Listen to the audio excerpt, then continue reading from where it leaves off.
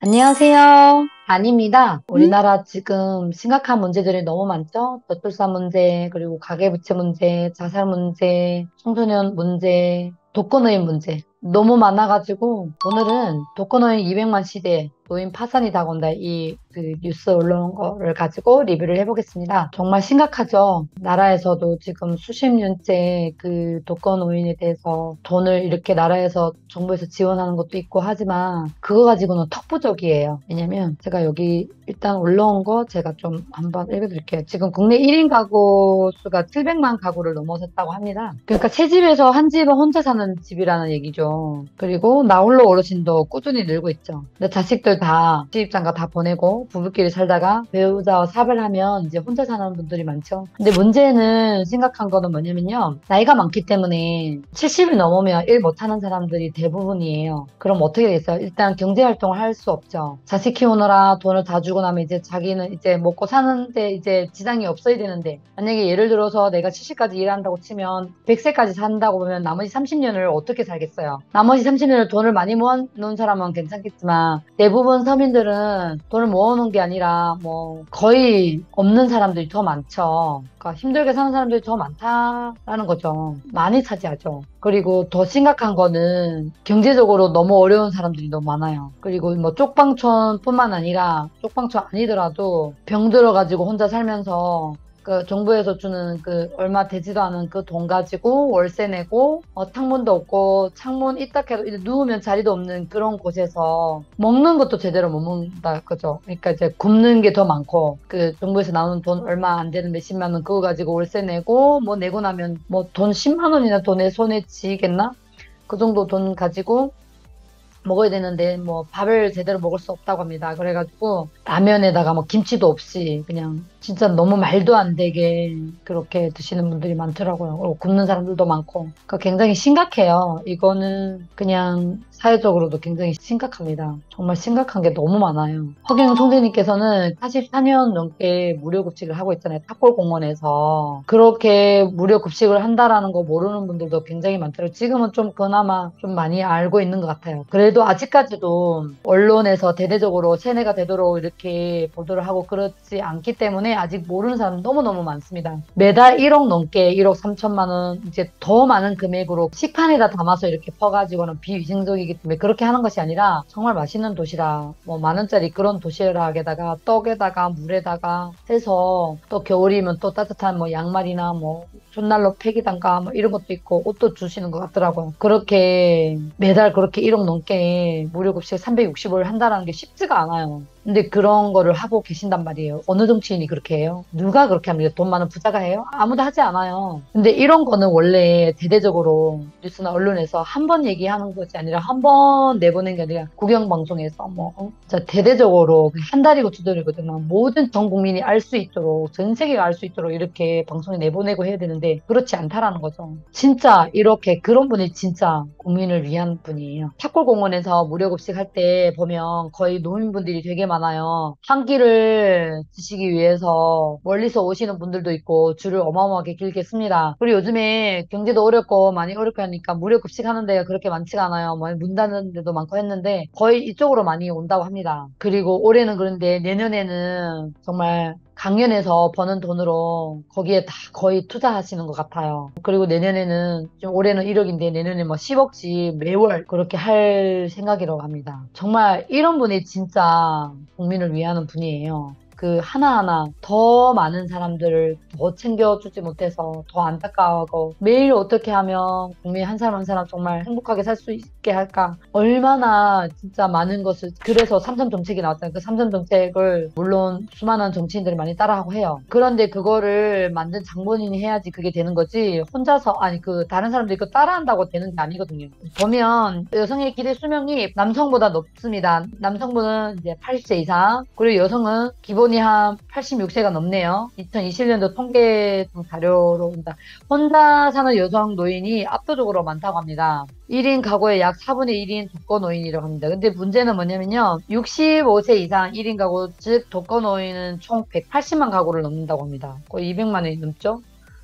그리고 대가족이 사라지고 나서 핵가족이 진행되는 것이 이미 오래전 얘기고요. 이젠 핵가족이 마저 무너지고 있답니다. 작년 총에 독거 비율이 늘어나는 것은 그만큼 우리 사회가 각박해지고 있다는 얘기죠. 그런데 저출산 고령화에 제동이 걸리지 않으면서 독거노인 비중은 앞으로 더욱 늘어날 수밖에 없다고 합니다. 결혼을 하지 않는 비혼이 하나의 사회 현상으로 자리 잡으면서 향후 독거노인 수는 훨씬 증가할 것입니다. 비혼일 수밖에 없죠. 뭐 연애할 돈도 없는데 뭔 결혼을 해요. 뭐 출산은 더 말할 것도 없고요. 무조건 애 낳으라고 하면 안 되고요. 애 낳을 수 있는 환경을 만들어줘야 되고요. 애 낳을 수 있는 환경을 만들려면 결혼을 해야지 애를 낳죠. 그러면 일자리가 있어야죠. 그리고 제일 먼저 그렇죠. 연애를 할 수 있는 돈이 있어야 되고, 그리고 둘이 좋아서 결혼을 하려면 결혼할 집도 있어야 되잖아요. 결혼할 수 있는 조건이 돼야 되고, 집이 있어야죠. 그러면 직장이 있어야 되는, 직장도 있어야 되고, 애 낳을 수 있는 환경이 돼야 되고, 모든 것이 다 이렇게 지금 연결돼 있단 말이에요. 그것이 안 되는데 그냥 무조건 애 낳아라. 왜 결혼 안 하는? 아니, 결혼할 수 있는 조건이 돼야지 결혼을 하죠. 일자리가 있어야 되고, 일자리 있다 해도 혼자 먹고 살기도 힘든데 무슨 결혼을 해요. 그거를 뭐 하나만 해결한다고 되는 게 아니잖아요, 지금. 그렇죠? 그리고 나 홀로 노인의 증가는 여러 가지 사회 문제를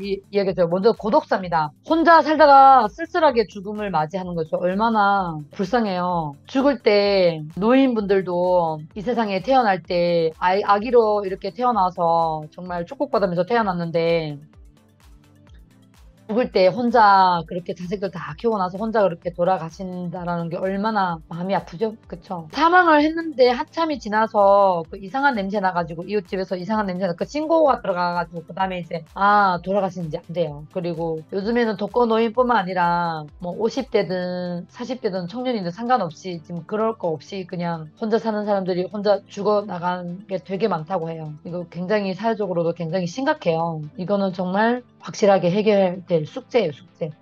너무 그런 게 많아가지고 다 해결하기가 쉽지가 않겠네요, 진짜. 지금 난리가 아니에요. 여기저기 구멍이 뚫려가지고 그거 어떻게 다 막아요?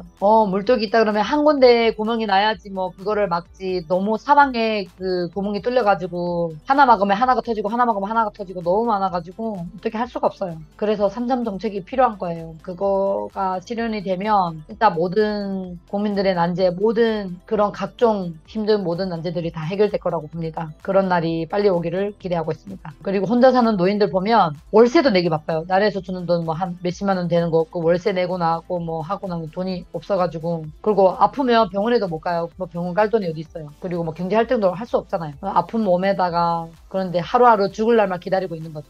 굉장히 심각합니다. 그리고 지금 저출산 문제로 아이만 안 낳는 게 아니라 이제 결혼 안 하고 혼자 사는 사람들도 많고, 결혼하고 싶어도 할 수 없는 사람도 많고 이러다 보니까 아이를 안 낳잖아요. 그렇게 되면 어떻게 되겠어요? 노인의 비중은 점점 더 늘어나고 젊은 사람들이 없고 아이들이 없고 하면 이제 모든 것이 다 이제 무너지겠죠. 부동산부터 해서 줄줄이 사탕으로 다 무너지겠죠. 부동산도 아무리 지금 현재는 그렇게 집을 많이 짓고 하는데 들어가 살 사람이 있겠어요? 사람이 없는데 점점 인구수가 줄어드는데 들어가 살겠어요? 그러면 부동산도 붕괴가 될 것이고, 그렇게 되면 모든 것이 정말 심각해지죠. 참 걱정입니다. 이웃과의 교류도 없고 부모 자식 간의 교류도 없고 친지 간의 교류도 줄어들고 있다는 방증이죠. 장례를 치를 경우 유가족이 나타나지 않거나 있어도 아예 시신 인수를 거부하는 사례도 있어 지자체가 대신 처리하는 무용고 시신 처리도 해마다 수천 건에 달한다고 합니다.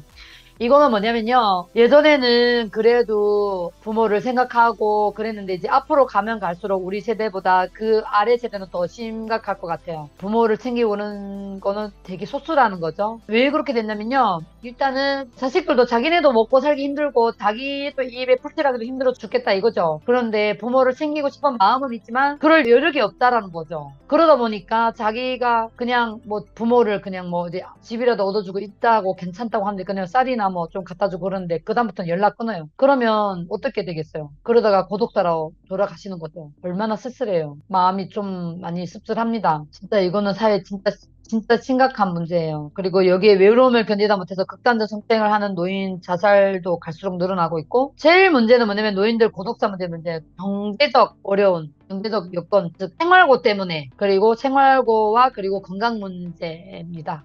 그거고요. 그리고 1인 가구 노인들의 경제적 어려움이 굉장히 크다고 합니다.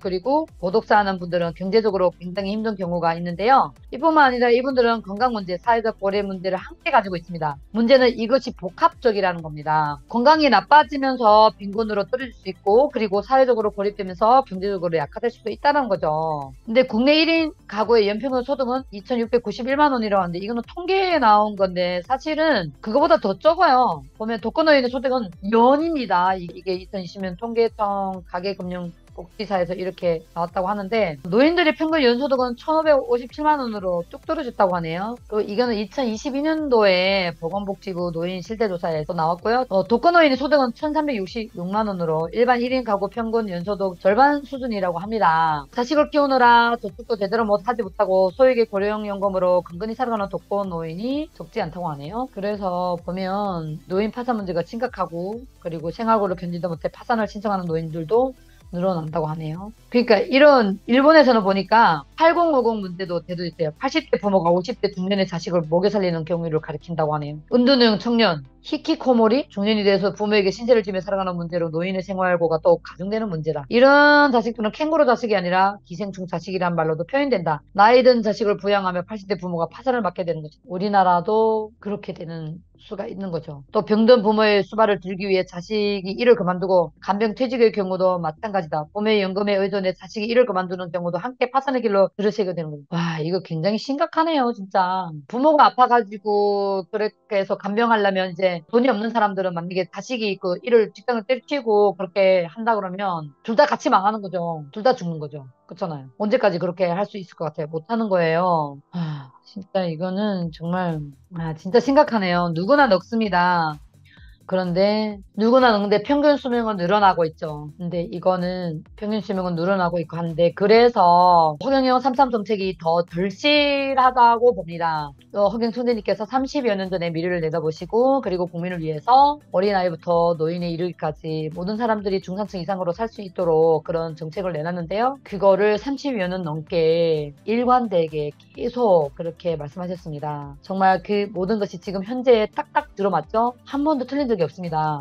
지금 그래서 여기 보면 삼성정치의 노후혁명이라고 있는데요. 그래서 65세 이상 노인에게 월 70만 원을 지급하고, 만약에 부부가 있는 경우에는 140만 원을 지급해서 노후 불안을 해결하는데, 이렇게 되면 140만 원 갖고 한 달 생활은 되잖아요.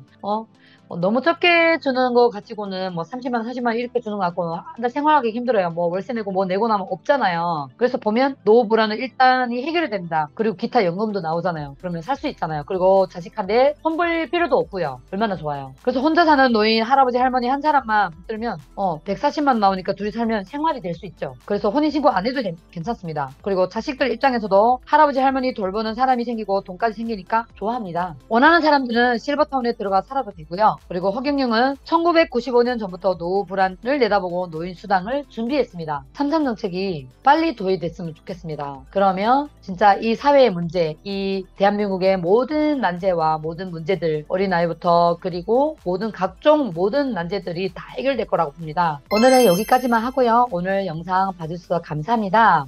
행복한 하루 되세요. 감사합니다.